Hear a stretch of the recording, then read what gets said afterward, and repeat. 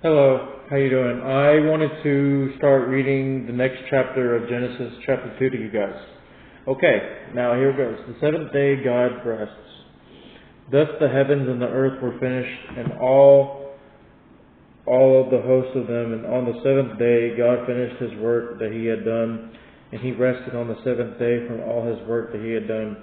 So God blessed the seventh day and made it holy, because on it God rested from all his work that he had done in creation, the creation of man and woman. These are the generations of the heavens and the earth when they were created in the day that the Lord God made the earth and the heavens. When no bush of the field was yet in the land, and no small plant of the field had yet sprung up, for the Lord God had not caused it in the rain on the land, and there was no man to work the ground, and the mist was going up from the land and was watering the whole face of the ground. Then the Lord God formed the man of dust from the ground and breathed into his nostrils the breath of life, and the man became a living creature. And the Lord God planted a garden in Eden in the east, and there he put the man whom he had formed. And out of the ground the Lord made him to spring up every tree that is pleasant to the sight and good for food. The tree of life was in the midst of the garden, and the tree of knowledge of good and evil. A river flowed out of Eden to water the garden, and there it divided and became 4 rivers.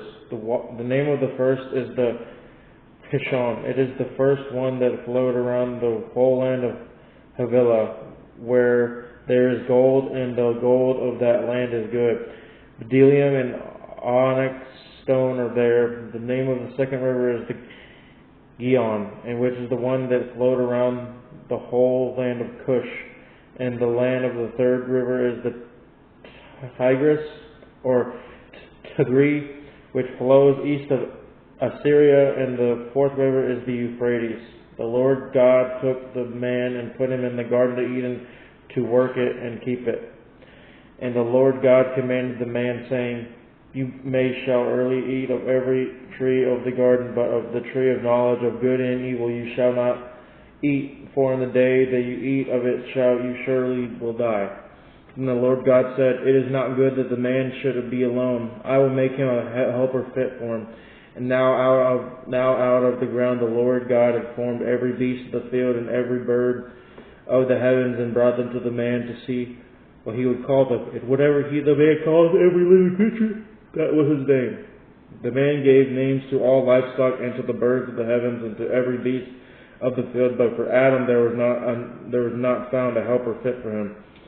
So the Lord caused a deep sleep to fall upon the man, and while he slept, took care of his ribs and closed up his place in flesh.